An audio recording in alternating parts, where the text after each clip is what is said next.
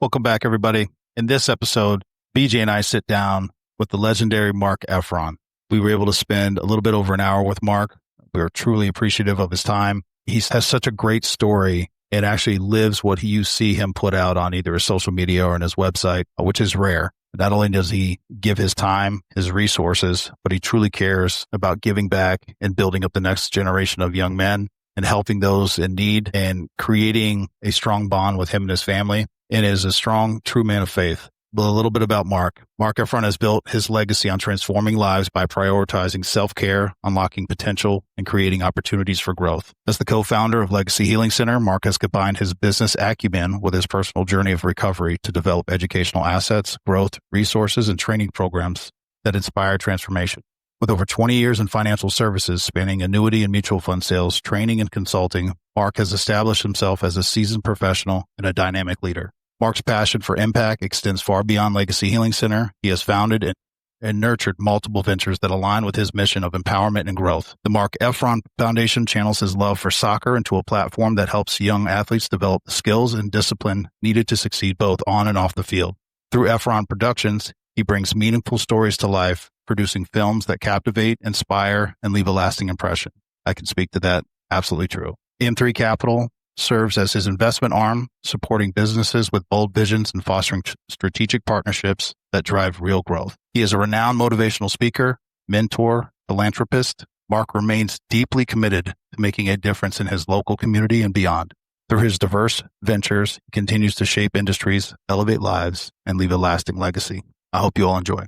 Welcome back, everybody. I have Marc Effron, and I'm just going to touch real quick. One, I appreciate his time. He's a very busy man. He's doing the Lord's work, as we say. But I got to talk real quick. I was on a flight from LA over to Fort Lauderdale, sat next to two ladies, and one of them was like, started talking about what I did. I had my book. We were talking about podcasts and books, and her name is Amy. And she was like, you have to meet my friend's son. I can't remember exactly how she phrased it, Marc. And she's trying to show me who you were and explain, but we're on a plane. Long story short, she was all about what you're doing and what you went through and the help and the cause. And she also just like, you're a family man, you're a man of faith. And I was like, this is all lining up with, I'm a fan. Long story short, I reach out to you and you're like, I think that's my aunt. It basically like a friend of your aunt's was promoting you, and that's how we ended up interacting. We were slated for a 15-minute call. I think we talked for 30 minutes. And I can tell you this, Marc, I've followed up on your social media, your website, the stuff that you're doing now. And it's one thing to put that out there, and I love the positive message, but you do it in real life behind closed doors for somebody you have nothing to gain from talking to me. But that 30-minute conversation mobilized me to do a lot of different things. We talked about a 5-year vision plan. I did it. We could talk through that. The changes when I started writing it out. You're a man of faith. We said a prayer before we started this, which again, these are all things that I am a fan of pushing out. It's a positive thing. And I love individuals who not just talk about it, but live it behind closed doors. And I'm excited to get into it with you. So I really appreciate your time, sir. Man, I appreciate it. What an honor to be here with the two of you guys and the kind words that you said up front here. Yeah. I mean, how random, right? You're on a plane. Yeah. You know, and sometimes people want to talk on a plane. Sometimes you're like, please don't talk to me. You know, yeah.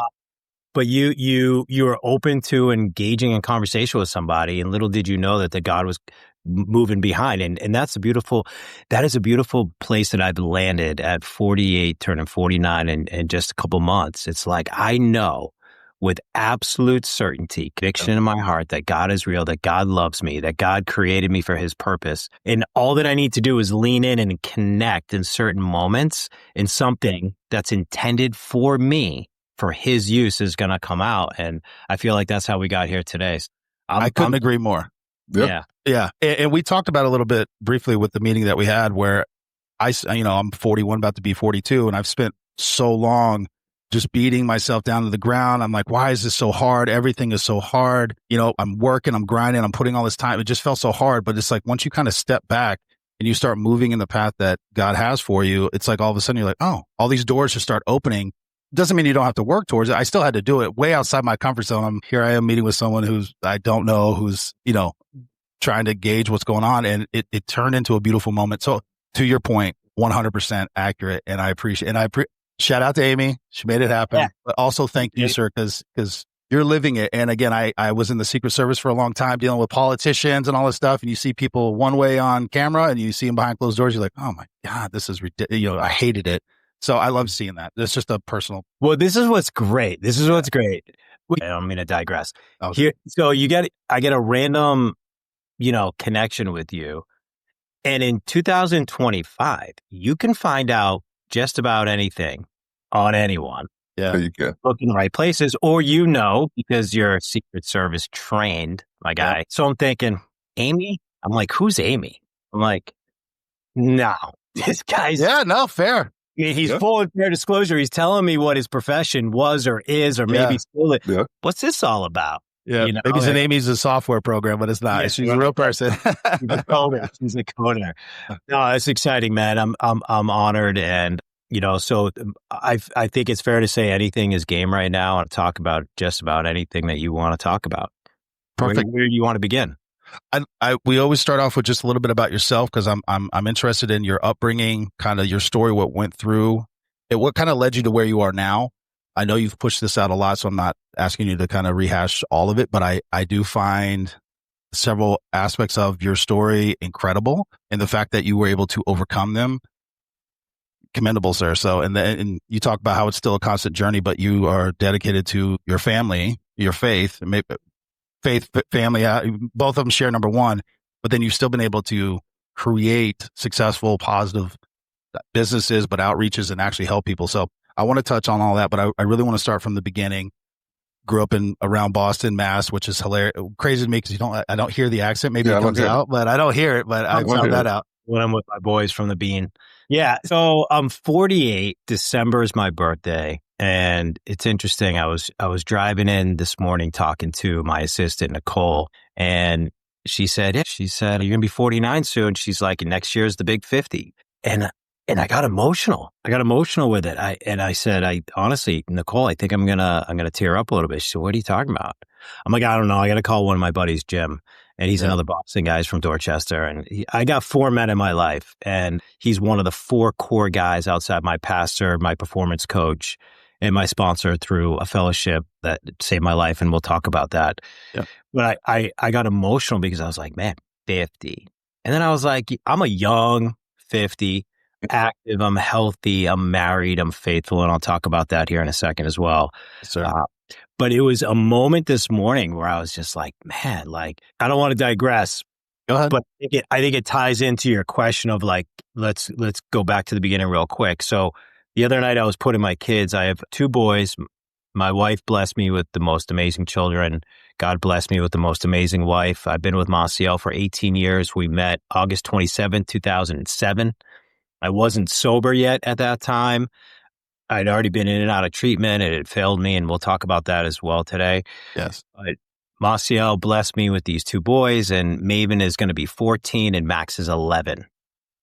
And I'm putting them to bed the other night. And, we pray, we're in the Word, we give thanks. Very different than how I was raised. So I give Max a kiss goodnight, and I got this little thing that I've been doing since Maven was, 2-3 years old, where I would take his blanket and I would throw it up in the air and it would just slowly drop on him, and it would light up. Sometimes it would go over his head when he was little. Yeah. Now he's 14. His foot is bigger than mine. He's shredded because he plays MLS net soccer. So he's just always running. He's doing 7 miles a day through training. It's just great. Yeah, it's just crazy. Yeah. So here I am with the blanket. I was up at 3:30 that morning. I'm tired. It's 10:46, 10:47 at night. Take the blanket, I throw it up, and it drops. Still doing this with him. Yeah. Because the time's going. It's going. That's right. And he says, that wasn't a good one. I was like, yo, bro, that's messed up. Yeah, he's yeah. Like, do it again. So I did it again. Yeah. He's like, what's going on tonight? This is not the same. So I stood there, guys. I want to give BJ and I want to give you guys like the visual. I'm pulling the blanket. One kid is tucked in. The other one's laying there next to him on the bed because they still sometimes sleep together, which is kind of cool and cute at the same time. And I'm staring at Maeve. I said, Maeve, you cold? He's like, yeah, could you please do the blanket? I'm like, kind of sucks to be cold, doesn't it?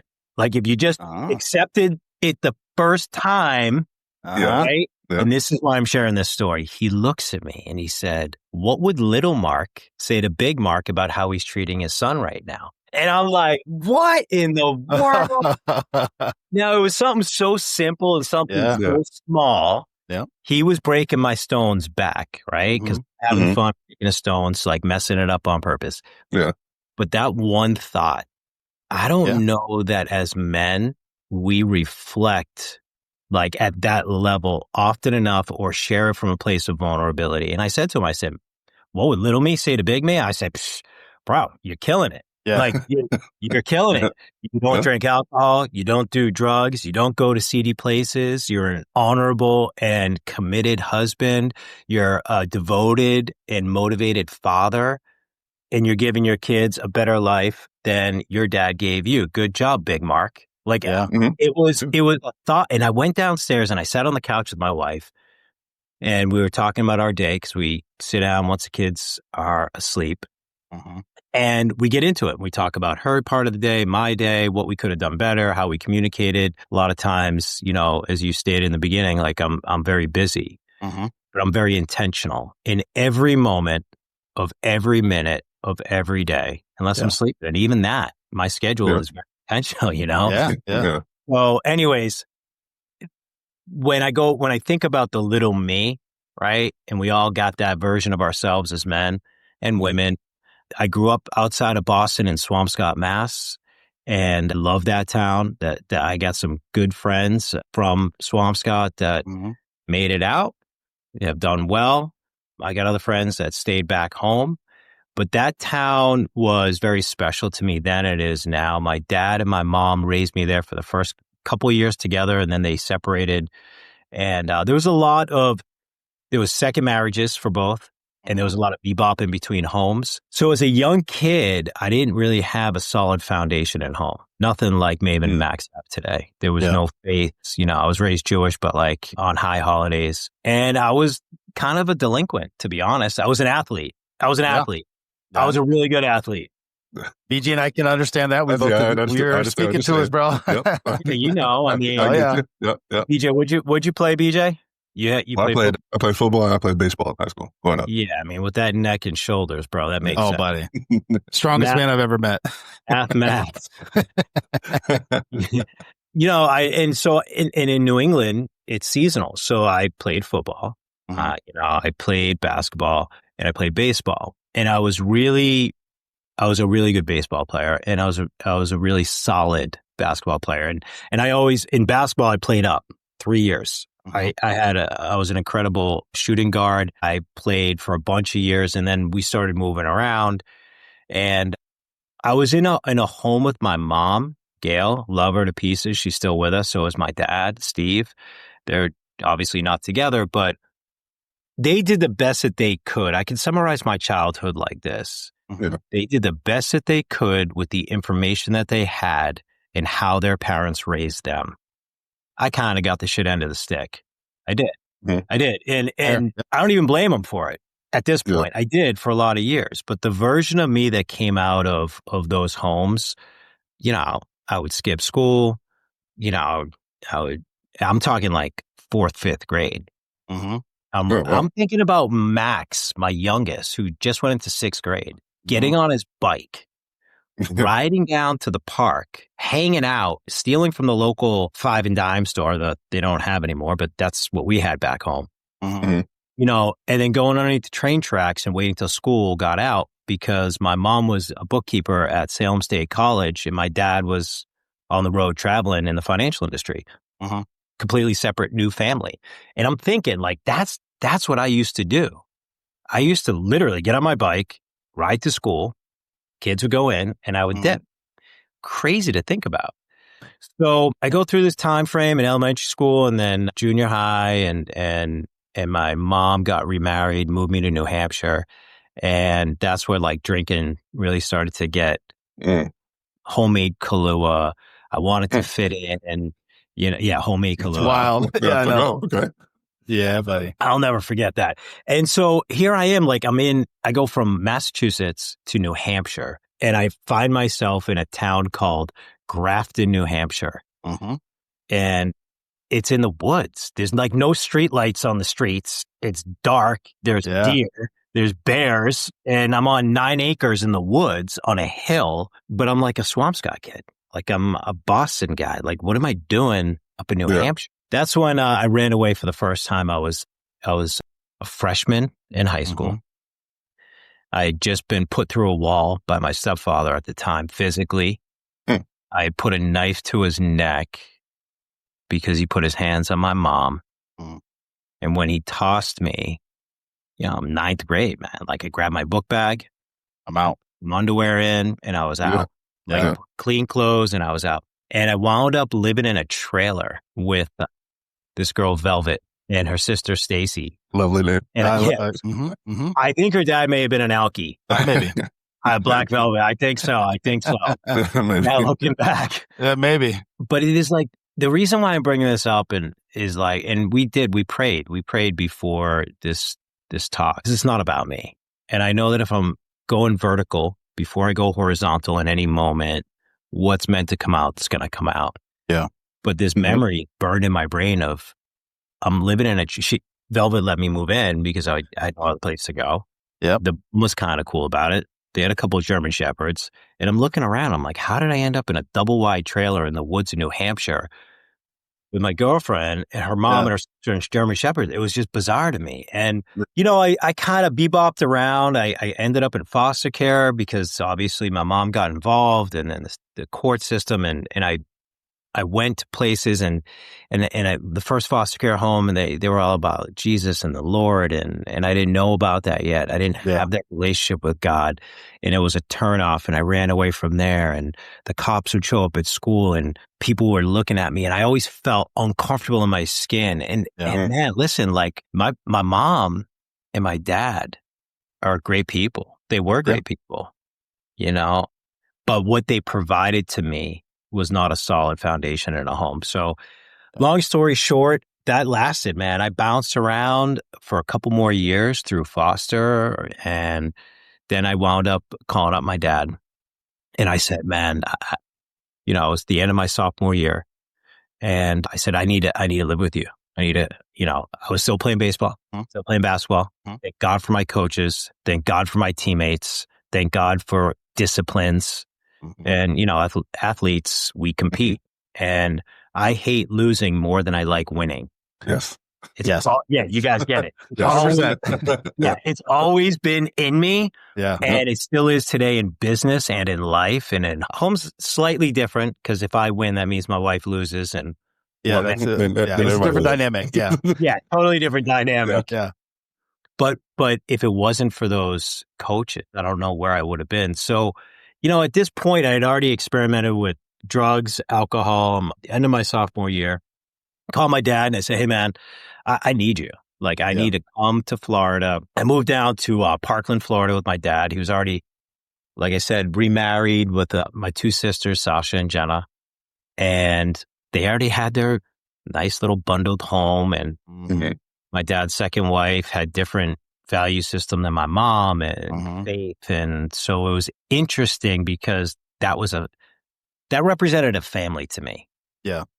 What I had was broken. Yeah. And what I saw and what I heard and what was said to me was put in me, right? And then that became learned behavior as a kid. Yeah. Then I come down to Florida and I see this family that is my blood, but I'm like, I don't fit into this family. There's too much love here. I don't even know what to do with this, Yeah. What do you mean I got to sit down and do homework? Like homework? So I'll speed it up because here's what happens. I end up going to Marjorie Stoneman Douglas, and nodding the head. So, that was a school situation a few years back, and I swore I would never come back to Parkland. That was a horrific time for me. And I wound up dropping out of high school my junior year, the end of my junior year. I lasted 1 year. My stepmother used to set the alarm on the house, wouldn't let me out. My dad was always traveling. He was running a big insurance company, AIG at the time. He had done really well for himself. My brother was already off working in the financial industry. There was nobody around. And again, I found myself feeling mentally, bodily, and spiritually different than anyone in my family. Yeah. Drugs and alcohol were the only solution at that time. So the wheels came off. I dropped out of high school and I started running game, after hours clubs, hanging out with seedy guys, allegedly printing counterfeit money in my closet with a couple other guys in a photocopy machine, allegedly. Allegedly. Yeah. Supposedly allegedly. Supposedly allegedly. I got you. But looking back, it was like Monopoly money. It was so bad. And it was, but like that was my best thinking. Like the white Jewish kid from Swampscott, Mass is smoking crack, printing paper. What is that even all about? How does that even happen? How does that happen? So one day my dad shows up and I got into like that super alcohol, that crack cocaine, and I couldn't get it up my nose any longer. I smoke it. Yep. And he's like, man, what happened to you? You got to kill yourself. You got to get out of here. So he gave me $2,000. He gave my car a tune-up and sent me back to Boston. I was 18, turning 19 at this point. And it's so rugged, man. It was wild. The time frame, yeah. It was a wild time. And so what ends up happening is I kind of did a geographical change. Yeah. My brother took me in as a roommate. I get a job working in a restaurant. I start interviewing, borrowing my brother's suit. Right? It was 2 sizes too big, but nice suit. Went on interviews in Boston. I went to Putnam and MFS and John Hancock and Prudential. And I was getting all these interviews because my dad and my uncles and my brother were big in finance, like big. Yeah. And they said, oh, you're an Effron? Come on in. That's kind of what it was. All right. Okay. Very cool. Yeah. Very cool. And then they sit down and they say, so tell me about yourself. Tell me about your education. Well, okay. All right. No problem. Oh, you didn't graduate. Okay. No problem. You have an equivalent. Okay. No problem. You didn't go to college. No. Okay. No problem. Yeah. We're going to put you in this conference room and we want you to write a letter to one of our clients that lost some money and we'll give you 20 minutes. And they would and all that I had was dear valued client. I didn't have the art of communication. I didn't have education. And I spent a couple years working in a mailroom until I got a shot. Ted Charles, CEO of Investors Capital, gave me an opportunity and I quickly latched onto this man and emulated his every move, how he dressed, what he drank, how he communicated. I got securities licensed and I had a 20-year financial career. Half of that I was sober, half of it I wasn't. And I did really well. I made my first $1 million at 24 years old. I was a vice president of an insurance company at 24. Wheels came off at 26 because I made so much money and I was so undisciplined and emotionally mental. And I found myself in drug and alcohol treatment in 2006 for the very first time. All right. We'll come back to 2006. I want to jump back a little bit. So Mark, you and I have a lot of similarities. Swap it though. My dad was always in the rural areas. My mom was always in the cities. I did the same thing from the age of 2, bounced back and forth. There's people on the show have heard this a million times. What I'm interested with you is, so I'm trying to wrap my head around, you're going through all the, and again, the ages for me are important because I did a lot of crazy stuff in high school. I was at Sarasota, Florida, and I would dip out for 2 weeks. And sometimes my mom would be like, where are you? I'm like, oh, I'm in Miami. She's like, you should tell me these things. Like, I feel like I should know that, I was just doing wild stuff, but you start kind of surrounding yourself in this world and you feel like an outsider. So I also understand because they both remarried a few times actually. So I would be there in my blood. That's my mom or my dad, but I'm not, this isn't my family. It's not my family. I'm the outsider coming in and during those pivotal moments and how you navigated that. So I can understand that. So the point I'm getting to is, so you transition, you drop out of school, you get your GED, then you go up to Boston. And you talk about geographical change, which friends of mine who have gone through addiction actually strongly believe in geographical change. I don't know if you feel the same way. So that's one aspect. And then the other one is, what motivated you to say, I cannot live this way and want to do more and go through that? 2-part question, the geographical and then what? So the geographical part, so I'm in agreement. Geographical change is important. You got to get away from the scene of the, right? So like if I'm a drug addict and I'm active here and friends and situations and environments, I do want to change that environment. Okay. Right? Move a muscle, change a thought. Oh, okay. I love it. Yep. They kind of go hand in hand. The challenge is if you move a muscle, change a thought, you do the geographical change, but nothing changes, the behaviors don't change. Okay. The wiring of the prefrontal cortex, alpha, beta, theta, delta. That's I know, it's kind of cool. Not bad for a GD. I know. I love it. Well, because I love it. I'm passionate about it. I want to understand what makes us tick and how we can instantly create change. Yes. So when I learned the prefrontal cortex that's the windshield, essentially how we make the decisions. Mm-hmm. But most people are looking through the lens of the past. And then they take that past into the present. Yeah. Then they make a decision which affects their future. But if we're making decisions based on our past, right? Mm-hmm. Making the decision based on our past in the present moment, our future is going to look just as messy. Exactly. So the present has to change. So geographical change is powerful. Yeah. But you have to take action and make a wholesale change. What ended up happening was I did take action. It wasn't a full surrender. I didn't understand about that yet, but I did get into a new environment. I got around my brother. He was working in finance. I got around healthy people. I got around people that wanted me on their team. I felt like I was back on a team again. I had a coach, Ted Charles, Tim Murphy. These two guys were my mentors. So I wanted to emulate, sought out. Once I was able to be someone who was interested in me, they were interested in me. I felt like, ooh, instant family, part of something I lacked and yearned for. So it filled a void. And then I was like, all right, what do you guys want me to do? Oh, you want me to make 300 phone calls today? Oh, you don't want me to sit down on a chair? You want me to stand all day and bang phones? No problem. I was in. Hey, Tim, how do I make $1 million? Here's how you do it. Great. And it was a path. Like I could X's and O's, BJ, block it intact, bro. Yep. I can see it. You can see it, right? Let me know what I'm doing and then we'll move forward from there. Yep. You call the play and I'll run it. So that's pretty much how it got started for me. And when I got a taste of it, I'll never forget that first interview when I was 24. I'd outgrown these guys, essentially, in the sense of not from a monetary standpoint, but like I'd outgrew anything more that they could offer in their current business model for me. Okay. And I had a job interview and I was driving from Boston to Connecticut, Hartford, Connecticut. I had a meeting with Mike Brochart, who was the president of the company at the time, Phoenix Wealth Management. And I called my brother. I'm like, bro, like I'm a high school dropout. I've only been at this a couple of years. This is a vice president role. Like, what do I tell him? He's like, simple. Tell him that your legs are strong, your shoulders are wide, and you're ready to run hard for them. That's all that they want to hear. So, bro, I dropped that on Mike. He ate it up, just like my brother told me. Yeah. Next thing I know, I got a U-Haul at my house, like 2 weeks later, picking up my mattress and my television, because that's all I owned at that age. Yeah. Yeah, for sure. No frame, by the way. Just a box spring and I can picture it. That's how men live. That's all you need, man. That's all you need. And I ended up in Atlanta, Georgia, man.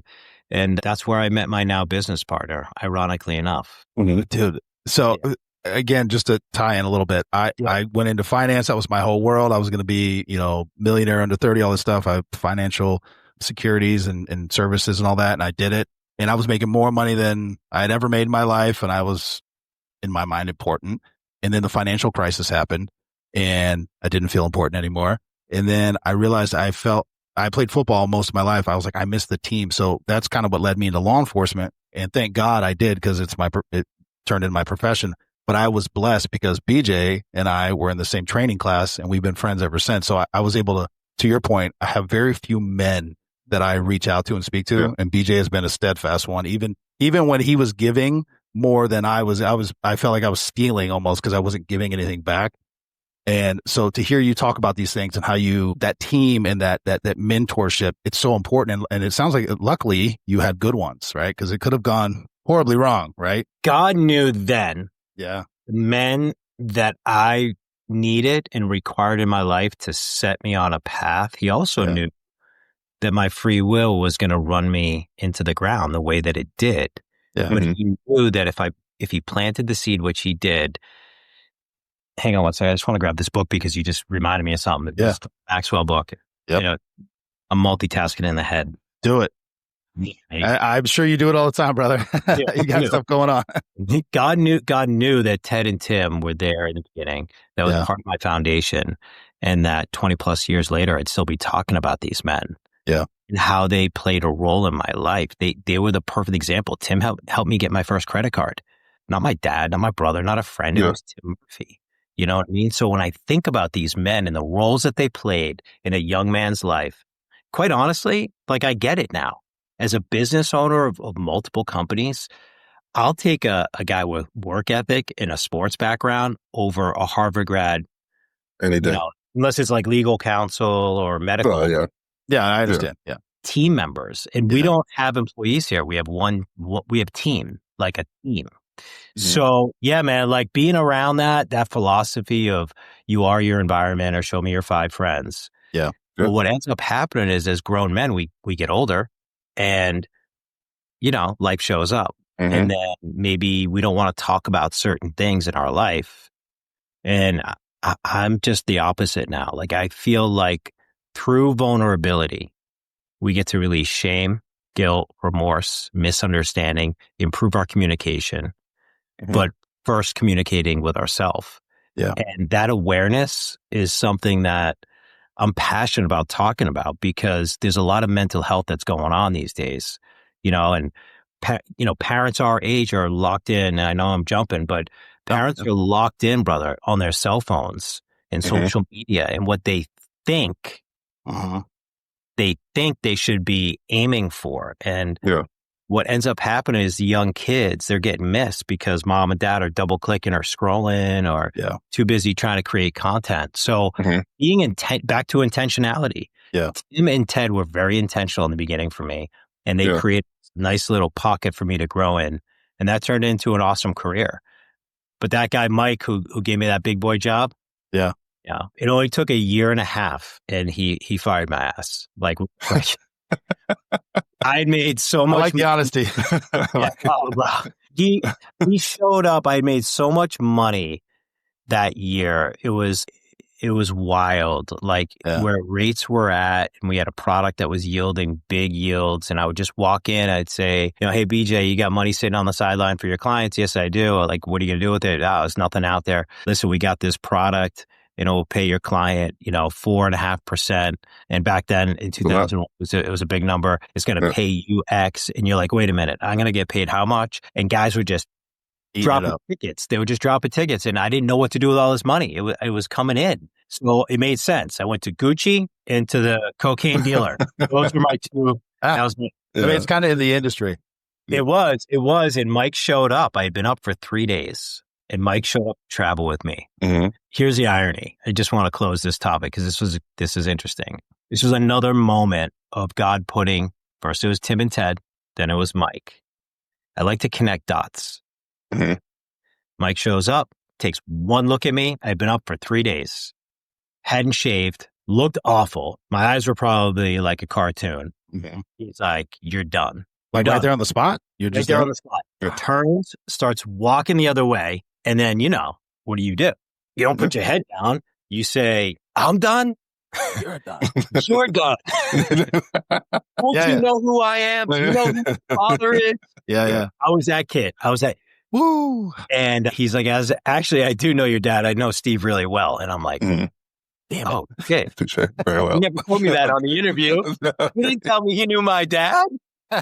And that was in Hartsfield Airport in Atlanta. And he got on that plane and he flew away. A couple of years later, I got sober and I went through the steps and I wound up making an amends to Mike. And every Thanksgiving for the last 17 and a half years, well, this will be the 17th year. I've been sober 17 and a half. I call Mike. He lives here in Florida.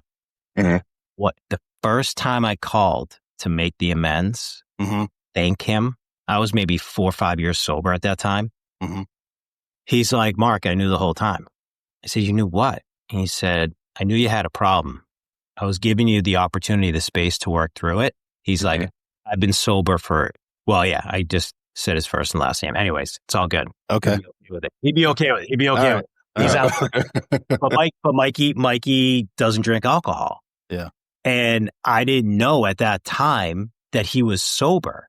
So God gave me a big boy job to show me a path that I was going to be on. He put a man in my life that fired me, that was also sober, only so I could go back a bunch of years later, not die, and actually make an amends and be able to thank him for the greatest gift, which was giving me one of my biggest losses at the time, at that age. Yeah.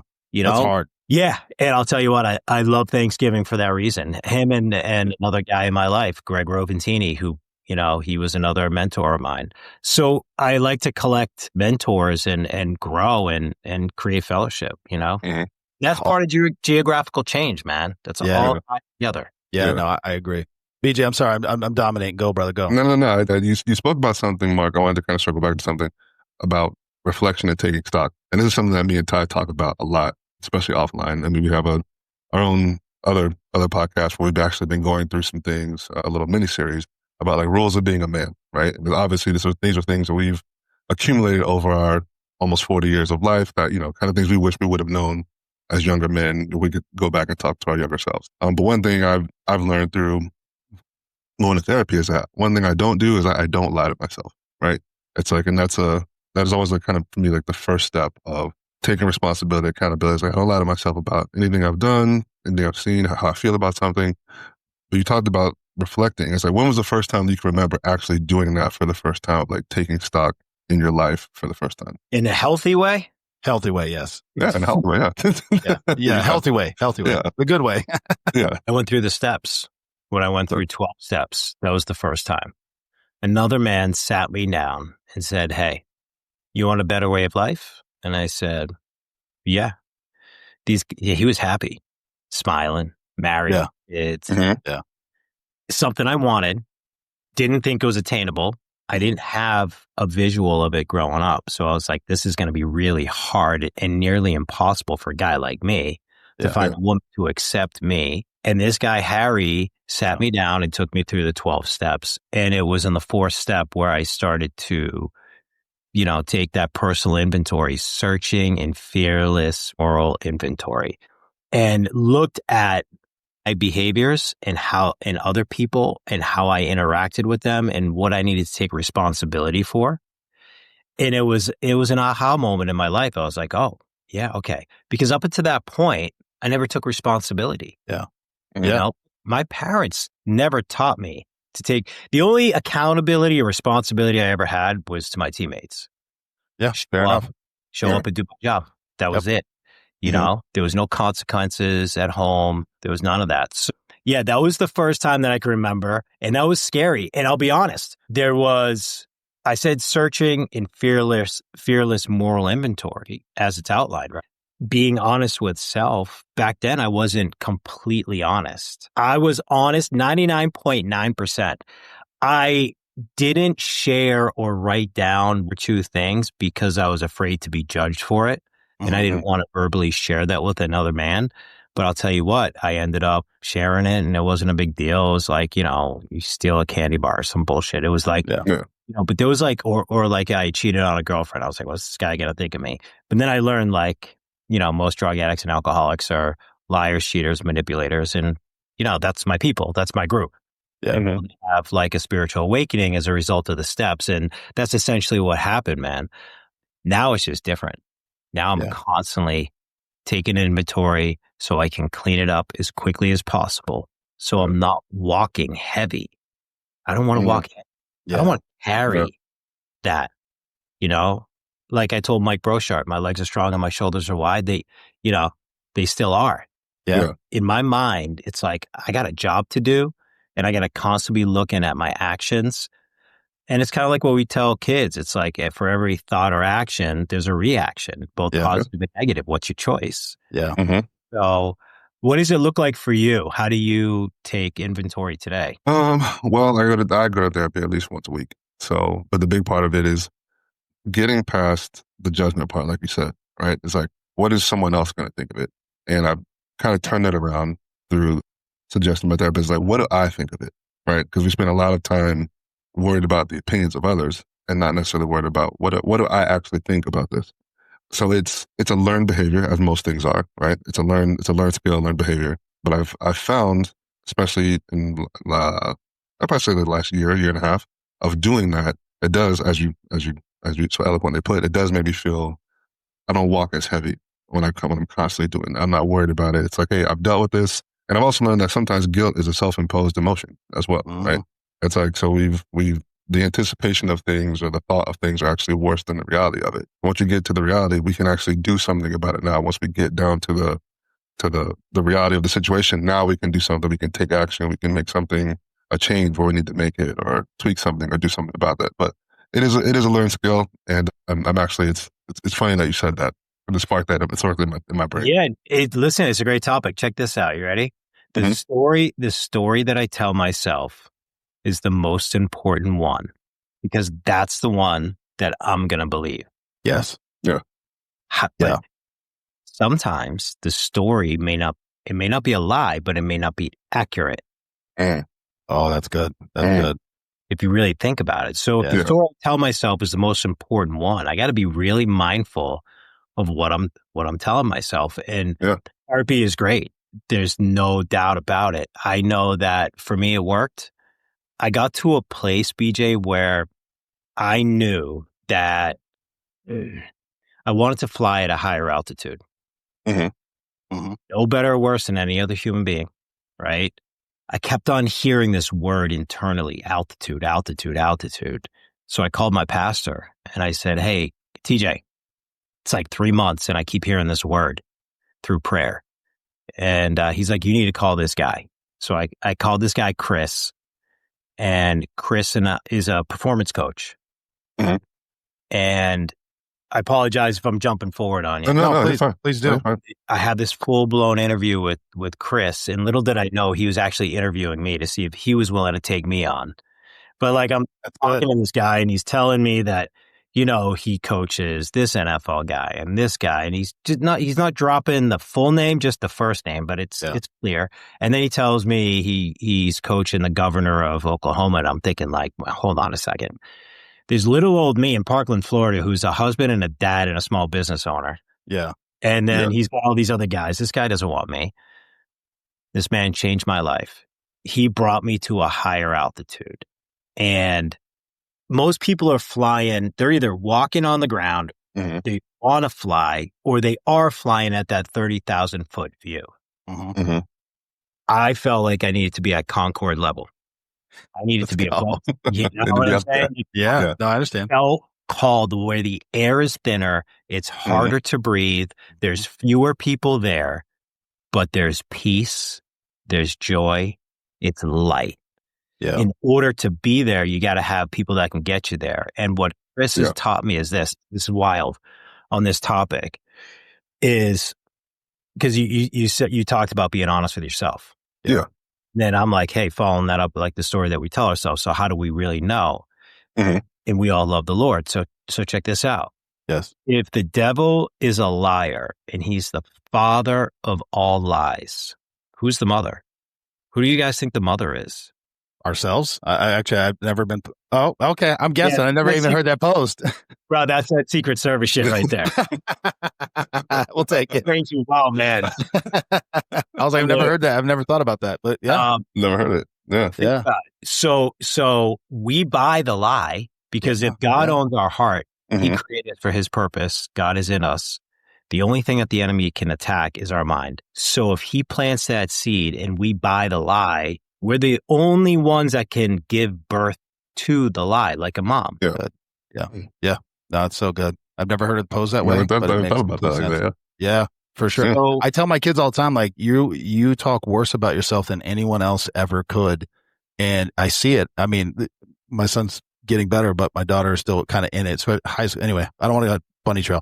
No, go ahead. But I've been saying that over and over to them. I'm like, because she's like, she just has this self-doubt, and no matter what her mom or I say, it's just like it's hard to penetrate sometimes. And so I've been taking a different path. I'm like, if you don't believe in you, who else possibly can? Because I can do everything in my power for you, but if you don't believe it, it doesn't mean anything. So slowly but surely, we've been progressing. But again, this is new stuff for me. I mean, I've been walking in that for many years, and I'm 42, and I'm just now starting to kind of get some breathing room to think through these things. How old is she? 17. So I was talking about Maven and Max earlier, and they're both elite players. Maven is going to be 14. He plays MLS next down here in South Florida, which is, it's in the next level. It's like, it's a great platform, and he's a great teammate, and he's got great IQ, Jay, and he's been exposed to a lot of greatness. Competition is stiff, and he's got to work hard. Yeah. Loves the Lord. Max, equally talented, different style player. He's got a little different swag to him. Maven's kind of more quiet, reserved. Don't want to be in the limelight. Don't want to talk about it. Don't post me. Don't take a picture. Max is like got the hair and the fade. He's got that rip, baby. He's got that squint. And he's got and Maven has his own. You know what I mean? In case you're watching this, like I love them both, like very dearly. But Max comes to me the other day. He's like, "Dad, listen, you're always talking, to these players, and I've been blessed to work with a lot of different players and owners now at this stage of my life." And he's like, what you do with them, whether I play college or I go pro, he's like, he's 11. I know I need to work on my mind. Will you do what you do with them with me? Oof. How did you feel like you were already doing that, or did I hit you in a way? Because I've had a similar conversation with my son. So I'll tell you what it is. I could get a phone call. I won't say any names. I could get a phone call from a friend or a player or a client, and the boys will be in the car. Won't know who's on the phone, but they'll hear me. Yeah. Hear me walking them through whatever mind struggle they're walking through, because it's a mental. All sports are mental. Business is mental. It's all mental. The whole thing is prefrontal cortex. It's all how we're wired. 100%. So the effort's the effort. It's the mind that we have to control. And so they'll hear me and they'll be like, "Oh, that was good," but they won't apply it because I'm dead. Yeah. Oh, yeah. And I'm like, "Bro, you know who that was? And they're calling your dad for information. Why don't you guys take the information?" You get it for free. Yeah. But it's like, Dad, you know what I mean? Yeah. I'm also the one you yell and brush your teeth. Let's go to bed. You got 5 minutes to get out of the shower. So like when it's but this was a pivotal moment. And I said, Maxie, it's like, man, nothing would make me happier. This would be like the greatest use of my time and bring me so much joy. His face lit up. He says, "What's my first assignment?" Ooh, I love it. I love it. At 11, I love it. 11. I'm like, this kid's like, let's go. I'm like, I wasn't built like that. I was like, where am I going tomorrow to skip school? That's what I was like. His first assignment, though, man, it was what you and I did on the first call that you said you went and you wrote. I said, "Max, I want you to think about who you are at 16. Yeah. And I want you to envision yourself, how tall you got, what your body looks like, who your friends are, what team you're playing for. And then I want you to start writing down one word, like single words that describe your character." And he came up with resilient, disciplined, focused, love, light. And the list was a 22-item list. The last one, it said, "show up and kick ass." And I'm like, oh my goodness. I mean, I kind of like that one, but yeah. Yeah, he didn't do the full, he didn't write it. He didn't write out the full thing. He didn't write it all out. It was like like with the pound sign, ass. And, he was like, "Dad, I'm 11. I'm like, say it, go ahead, say it, I got it. Point is that he wrote all these things out, he did the work, and then he read it to me. And I said, "Do you understand why we're doing this?" And he's like, "Yeah." I said, "Why?" He's like, "You want me to have vision. You want me to have a path of who I want to be." I said, "Exactly." I said, "This speeds up the process. This allows us to go out into the future, grab that guy, bring him in present, start thinking like him, acting like him, talking like him." Yeah. That is how today, for me personally, it's a standard in discipline. I learned it from Chris. I pass it along because that thing has helped me to fly at a higher altitude. It's put me in proximity of people that are bigger, further down the spiritual journey, financial journey, impact journey. Because now I'm like, all right, well, who's Mark 5 years out? Yeah. What's he looking at? What's he reading? How's he spending his time? What type of music is Mark in 5 years listening to? Yeah. Because I'll tell you what, the flesh is weak, man. I want to please myself today with whatever I feel like I want to do or get. Yeah.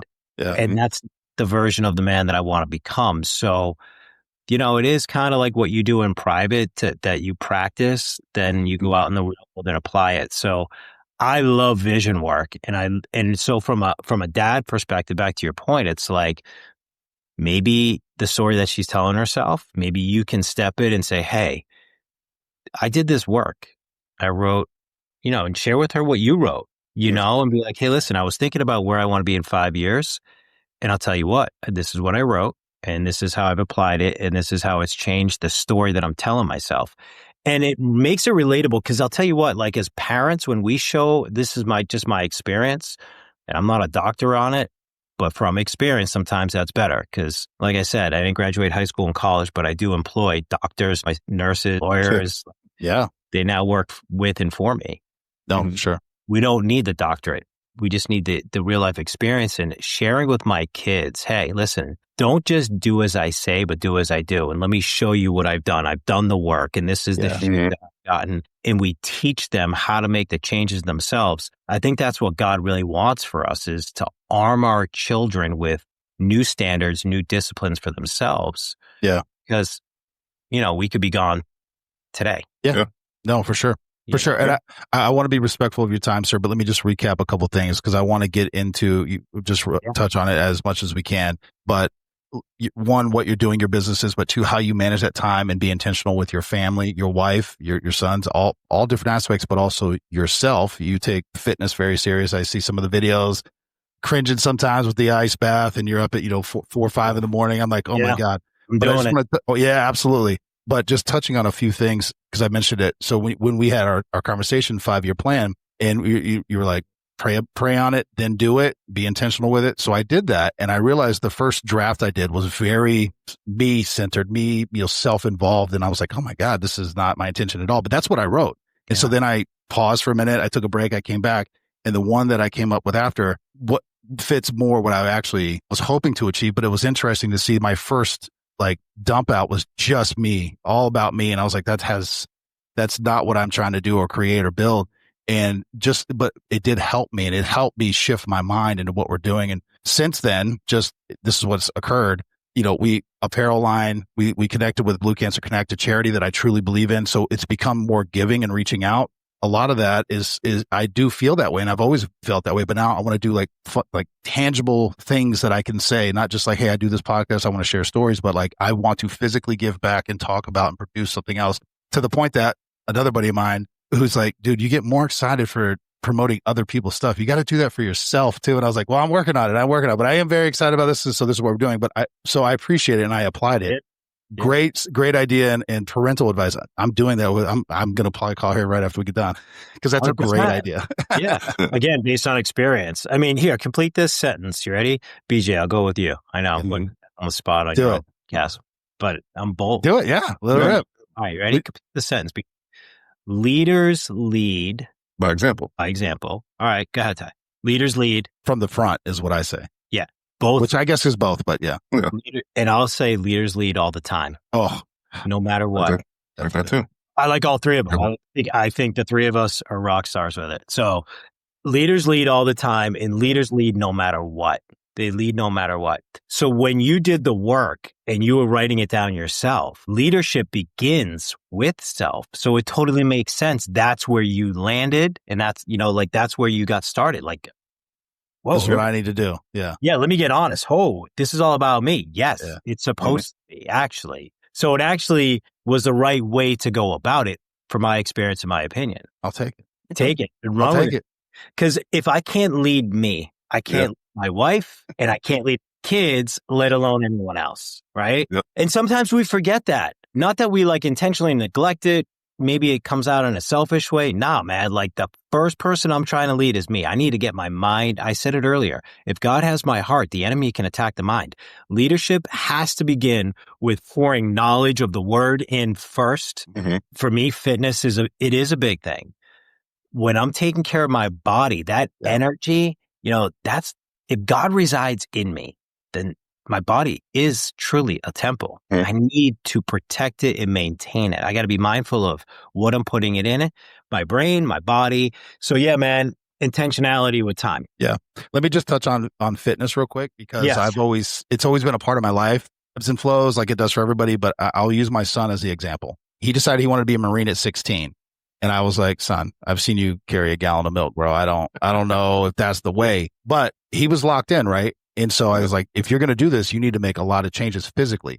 And so he started, he did the work. And over the course of a year, I remember him calling me. He goes, Dad, I feel better. I sleep better. I have more energy. My skin has cleared up. I was like, son, I've been trying to, I did not articulate it in those health benefit capacity to him. I said, but this is what he goes, I didn't understand then. He goes, I do now. And so now he's just carried that on, but it meant a lot to him. It helped clear up a lot of the self-doubt. He's more confident, all these things that come with it. So people see people fitness and they're just like, oh, they're just gym buffs or meatheads or whatever. I'm like, mind, body, man, mind, body, spirit, all of it. You got to work them all, right? But a lot of people just, focus on one or the other and leave one out, but so true. My guy BJ's going, and I know what you were thinking. There are some that are just, right? That's what you're like, well, they're but no. And it's funny. I got to be careful, like how I judge, because I learned the other day. It's hard how I judge, and I do judge 100%. Everybody does. Is this guy for me or is he not for me? Yeah. Can it serve again? Back to me. Can this situation serve me or can I serve it? Yeah. That's a question that I ask. So if I can receive information, be better, then I'm going to do it. If I can serve it, then I do it. If it's not one of the two, I just don't do it anymore. That's a time management thing for me. Yeah. It's interesting because when you were talking, I thought about this line that I heard. Motion creates emotion. So your son got busy doing something that he wanted to do. He got momentum. He fell in love with it. He's fallen in love with it. He serves now, currently. Yes, he does currently. Thank you for allowing your son to serve us, man. Thank you Couldn't be prouder. Yeah, bro. Yeah, absolutely. And I thanked you the first time. I didn't thank you at the beginning of this call, but I do want to thank you again, man. Because I know about what you did. I got some friends too. You know what I'm saying? Absolutely. I understand. We talked about it. Yeah, we talked about it. But it's like motion creates emotion. Yeah. So if I take care of my body, that's going to increase, as we all know, the dopamine, the serotonin levels. And then that energy is going to come out. Yeah. And this whole thing is connectivity and energy. Oh, for sure. And there's books about it. There's the law of attraction. And people want to shift their life and they want to take action, but they fail out of fear, essentially. And what I learned about fear is that fear is a false emotion appearing. It's appearing. Yeah. It seems real. Then ask somebody to describe fear. Like, how do you describe fear? Yeah.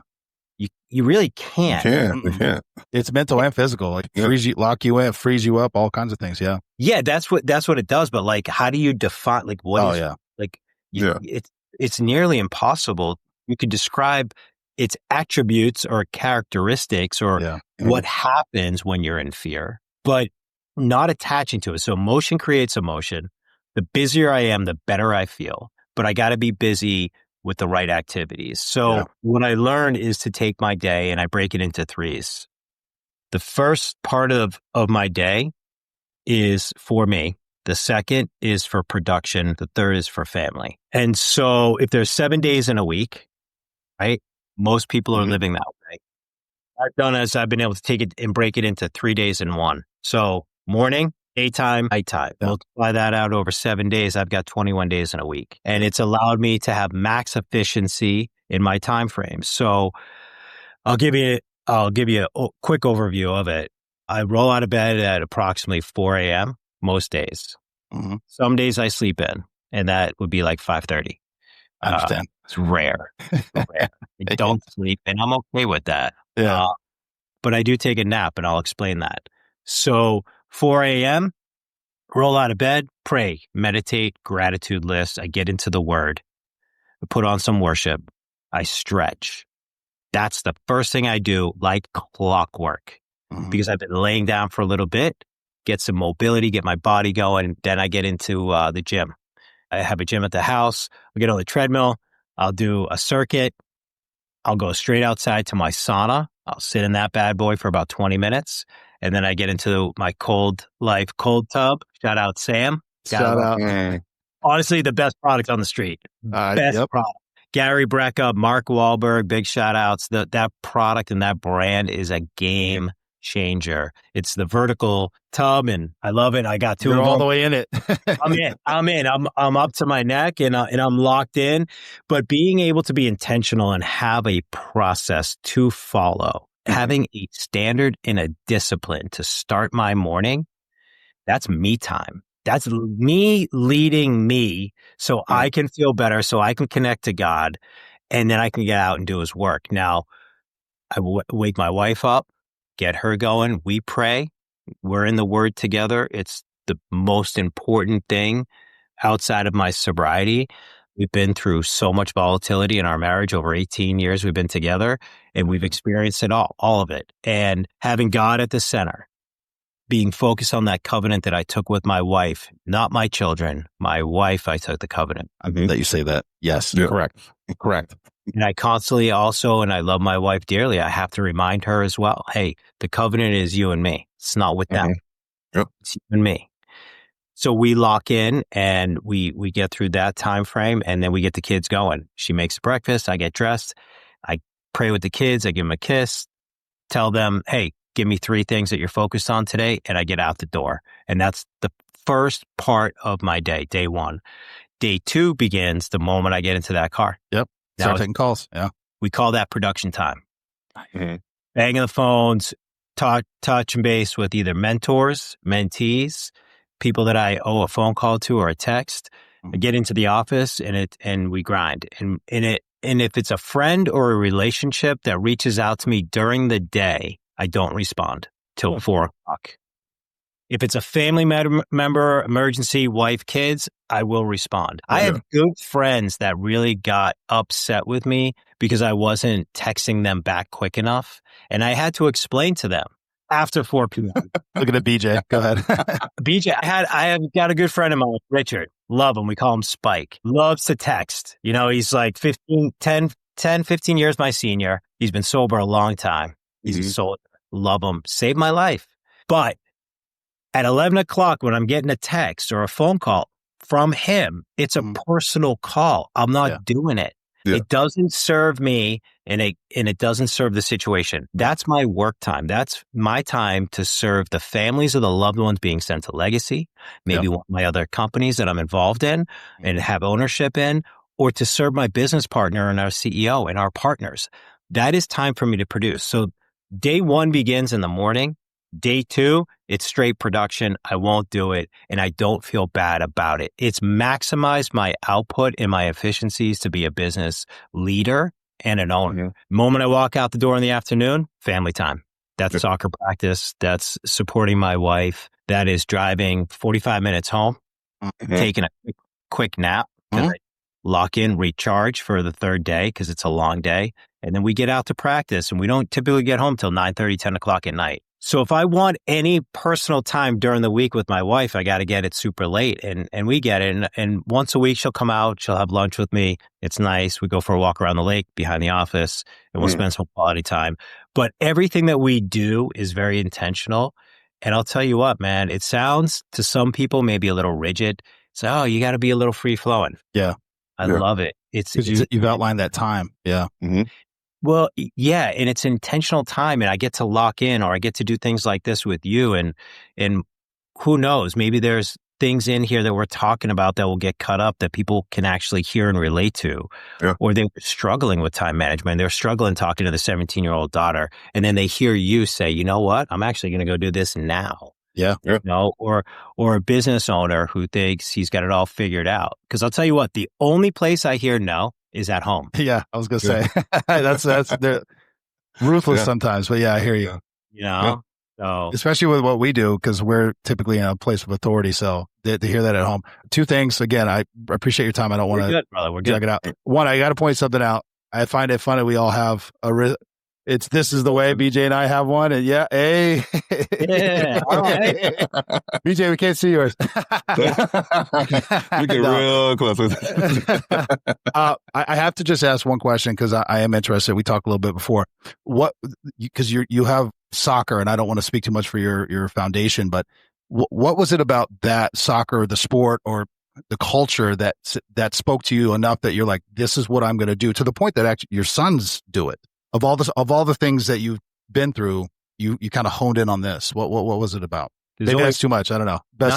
No. It's great. No, it's great. I love talking about it. When I came home one day and my kids were sitting on the steps inside the house going, the steps that lead upstairs, and they're both holding a soccer ball. And they say, Dad, we don't want to play any other sport but soccer. My initial response, BJ, no problem. You guys can just be two sport athletes. Yeah. Yeah. That's what I was going to think too. Yeah.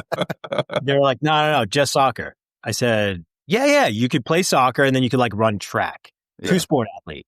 Yeah. I'm like, Max, you can do gymnastics. So it will make you more flexible. It's great. Yeah. Most athletes do. And then I'm like, let's talk about some of the pros.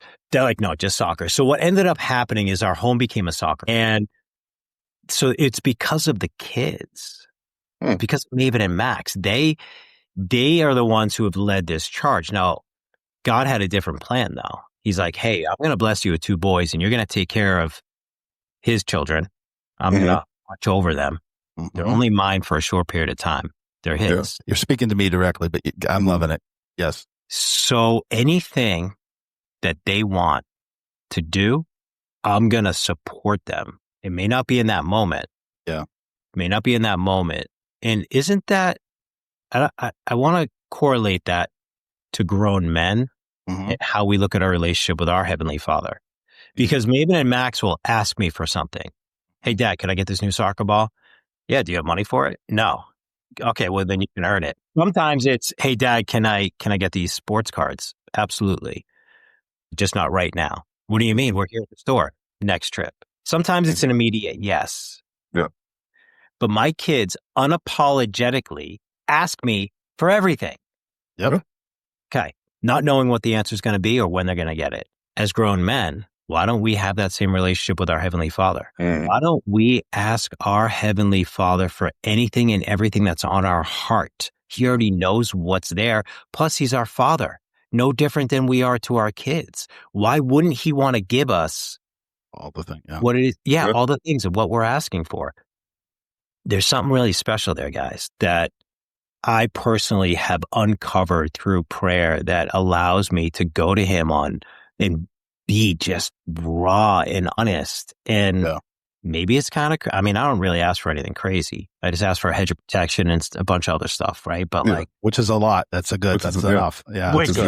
Yeah. Especially nowadays. Yeah. I'm not really asking for stuff. I'm just asking for, hey, help me. Protect me from the enemy. There's a lot of So here's how the soccer thing got started, man. Like, it was through the boys, and a good friend of mine, Luis Robles, he played for the New York Red Bulls. He's one of the most winningest goalkeepers, most clean sheets in MLS history. Stud, super dude, loves the Lord. He was coaching one of my kids, his son and Maven played on the same team. And he said, hey, let's go to an Inter Miami game. And we went. He retired from there, a hand injury, a wrist injury, I think it was. And we go and we have this experience, and we go and we get a suite and we pay for the suite, and we've got these kids, and I'm like, wow, this is a vibe. This is unbelievable. Yeah. Messi wasn't there yet. And it was a great, it was great experience. I was like, man, my family's a soccer family. I think I'm going to look at these suites. This is an internal conversation. Yeah. No, I understand. Yeah. And we wind up, my wife and I decide, you know what, we'll get a suite for a season. And we go. And I start talking to different players outside of the club at different places. I got some friends that played at a high level, and one conversation leads to another, leads to a referral, leads to an introduction, leads to an owner of this team, an owner of that team. And before I know it, we're over in England, and there's watching Man City with the kids, and there's relationships being built, and I can't explain it, guys. I don't understand at that time why God is putting me in proximity of other men in this sport. And what I uncovered was there's a massive gap that a lot of clubs or parents at home are not providing these players, both young and old. It could be planning, it could be mental work, it could be life after the sport. It could be spiritual work. It could be a number of things. Yeah. It could be something as simple as making sure that, name will remain nameless, but it was a relatively young player, not down here in South Florida. And he was here visiting training and we were talking. He just got a big contract.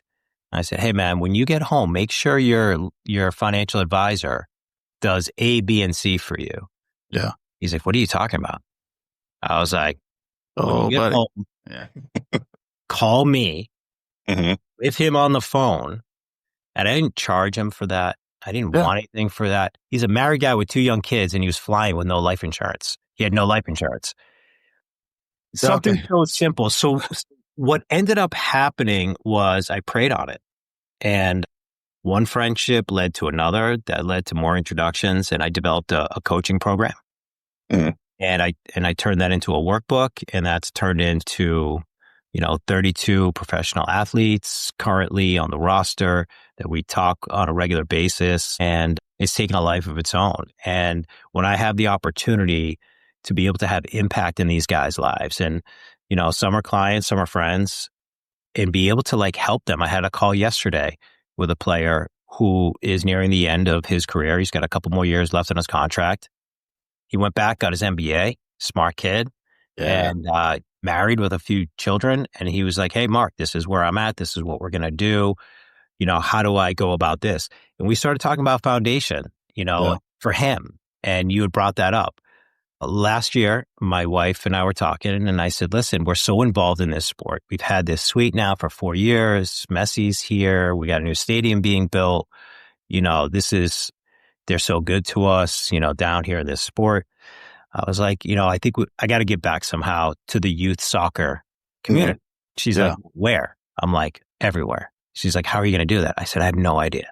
Like, what's the foundation going to do? I said, I don't know. Something. I don't know. God does. So, so I started the Marc Effron Foundation. My wife and I self-funded the foundation with our own finances. We didn't raise any money. It doesn't make money. It's a nonprofit. And what we've been able to do in a short period of time is provide training this past year to over private training in soccer camps to over 1,000 youth soccer players. We've done some educational scholarships to help kids get through school. And we've also supported some youth players that are, it's from an anonymous donation standpoint, where families are maybe just underserved. And my whole thing was like, soccer is an incredible sport. It's the life of our home. I mean, I literally, if you came to the house, I got soccer balls in every corner, and I kind of got over it because I'm like OCD a little bit. And so when the kids are kicking soccer balls, not only were they just outside in the rain and their footprints were all over the room, but I got a soccer ball hitting a chandelier or a lamp, and I'm so cool with it now. I'm just like, all right, well, listen, if you guys, this is what it is. Man, they're like in the bathroom kicking the ball, walking, dribbling the ball to dinner. How am I going to get upset with it? Yeah. It's taken a life of its own, and I'm very honored to be able to serve this community, because the men that play this sport, I have so much admiration and respect for on every level, from MLS to overseas. Youth academy players, local club, and then kids that play rec. Luis Robles has taken over the MLS Next. He's a big part of that program in youth soccer on all levels. And I think we were talking about it earlier, BJ. I think where America is today, United States is at with this sport, where it was 50 years ago. You know what I'm saying? And the evolution of it, and where it's going to be in the next 5 years. We talk about vision, right? Where the commissioner will be, who will be in that spot, what the USL and all the women's league will look like. So I love being a part of it. I love giving back. And I get the opportunity to be able to do for families where it's a very expensive sport. Yeah. People don't think that, but it is. My daughter's played since 4th grade, so I definitely understand.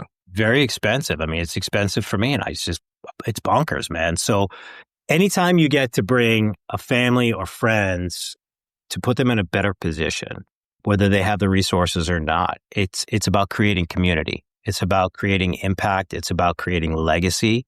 It's about being able to put young men and women in position of confidence, conviction, and passion of what they love. Yeah. If I get to play a small part of that through the Marc Effron Foundation, I feel honored, man. My kids would call that you went full dad mode. You were like, all right, now I'm in. We're doing it, and we're not just going to do a little bit. We're going all in. All the way.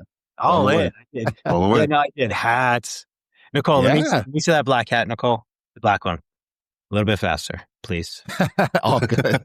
I love the hats. BJ's also, he's a sneakerhead and a hat. Oh, are you a sneakerhead? Oh, yeah. Oh, yeah. So we did this for like the Inter Miami. Okay, I like it. Oh, yeah. Tight. Yeah. Yeah, so we got this one, and then this one is probably my favorite right now.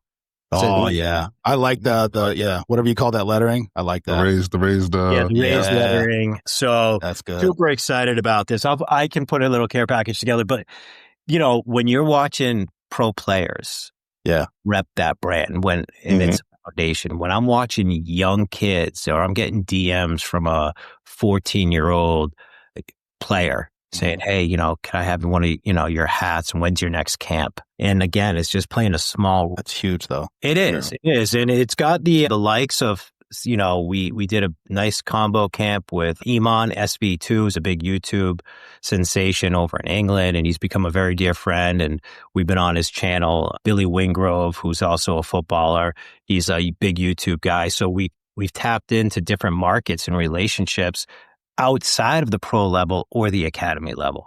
We brought it to the novice. And that's the whole thing. Anytime people can see that there's an awareness on a sport, it's the fastest growing sport in America. Mm-hmm. Just in Florida alone, there's 105,000 registered youth academy players down here. I did not know that. That's wild. Yeah. So, Marc, I appreciate it. I love your story. I love the fact that you have this heart, this passion. You didn't have to do any of this stuff. Anyone on the outside would say, dude, you're focusing on your family, your business, and that's a success in and of itself, but you go above and beyond, not just with the foundation.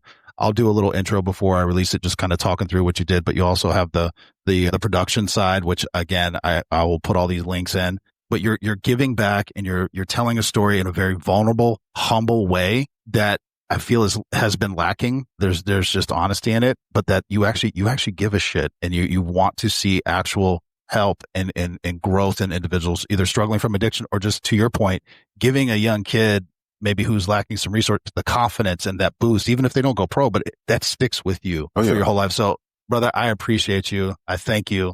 I don't want to dominate. BJ, any last words? And then... No. Thank you so much for taking time out of your day. And it's, this has been a great conversation for me. Just kind of some of the strings of thought I've had over the past couple of days. Kind of like I said, sometimes you just being in proximity and kind of, the Lord kind of leads you where you need to be. And so this was very beneficial just for me on a personal level. And also, I just appreciate you taking the time out for us. 100%. If you can give me just 60 seconds. Your time. Because I just want to summarize this part. Because I think when we didn't spend a lot of time into the addiction because it was really dark. But when I tell you in 2006 to 2008, I struggled and I tried to get sober on my own and I couldn't. I needed to be vulnerable and ask for help. God intervened. It was definitely divinely inspired. But this big boy job and all that money that I had made, I lost it all. I ended up homeless on the street. I lost my house, my cars. I owed the IRS a lot of money. So when I finally got sober, April 3rd, 2008, I got sober and my scorecard read 0. So to go from that to where God has positioned me today is nothing short of a miracle. That is a miracle. That's a lot of hard. That's faith without works is dead. So it's like I had a little bit of mustard seed or hope, but I had to get around the right people to bring it out. What ended up happening was momentum and the right people telling me, hey man, we don't look at that. We don't go here. We don't say that. We don't treat people like that. We give of ourselves, and being around that created all this momentum. And it's put me in a position after I was sober a bunch of years. I, with a partner, opened up a behavioral health company, Legacy Healing Center. And we've been able to serve tens of thousands of families and loved ones throughout the country, spanning from Los Angeles, California to New England, straight down here to Florida. We got locations throughout the country. We employ over 650 team members nationwide. And it's amazing and it's in a passion. But what's evolved of that, and you mentioned the production, is that one of my dear friends and partners in my production company is Jim Wahlberg. and the Wahlberg family, and those guys are just phenomenal. And Jimmy has put me in a position to participate in great documentaries and production of different films that have been shown, in conjunction even with the FBI through one of their programs and their platforms throughout the country to bring awareness. It's evolved into M3 Capital, which allows me to invest in different brands and businesses, whether it's sports related, real estate, what have you. The foundation. And then what's really silly is that I had a thought about, man, I'm always so uncomfortable in a suit. I'm never going to wear a suit again. I need to wear golf clothes. So I started wearing golf pants. And then next thing you know, I started designing clothes, and it's now evolved into a clothing line. I didn't know that. Yeah. It's underneath Albert Couture's brand, but it's called the ME collection. I'm actually wearing one of the bomber jackets right now. I see the jacket, yeah. In the pants, it's a double zipper. It's great. It's double zipper. Yeah, it's got a little stretch to it. It's got stretch to it. Yeah. Oh, all right. Why not? I'm just kidding. God has put me in a position where my mind and that altitude that I was talking to you guys, I feel that if I can think it and speak it, I can create it. No better, no worse than any human being. If it's on my heart, it's there for a reason, BJ. It's there to pass, and God wants it to evolve. So if I think it and speak it, so if I'm thinking it and I'm spirit led that morning because I was in the Word and I took care of myself and I led me first before I could lead anybody else, I know that what I'm putting into action is actually going to happen. And so I look at the platform that God has blessed me through, to have all these different companies and involvements and people, and I'm just I'm humbled by it. There's no other way to position my thought process. It's man, I went from homeless to here, no better, no worse. And at the end of the day, I'm a child of God, Maciel's husband, Maven and Max's dad, and I'm a friend to my boys. And that's what we do. Yeah. So I'm super honored and grateful that you guys took the time, or you thought that I'd be interesting enough. I'd rather be interested than interesting. I'd rather be interested in you guys, but the role was reversed today. So I appreciate that. And thank you very much. Oh, brother, I could talk to you for hours, but I don't want Nicole to yell at me. So I really appreciate it, brother. Thank you. Definitely will yell at you. Yeah, she definitely will. Sound like this. He has to go. She can tell you that. She came back. Not bad. Yeah. Awesome. Don't go anywhere. Don't go anywhere.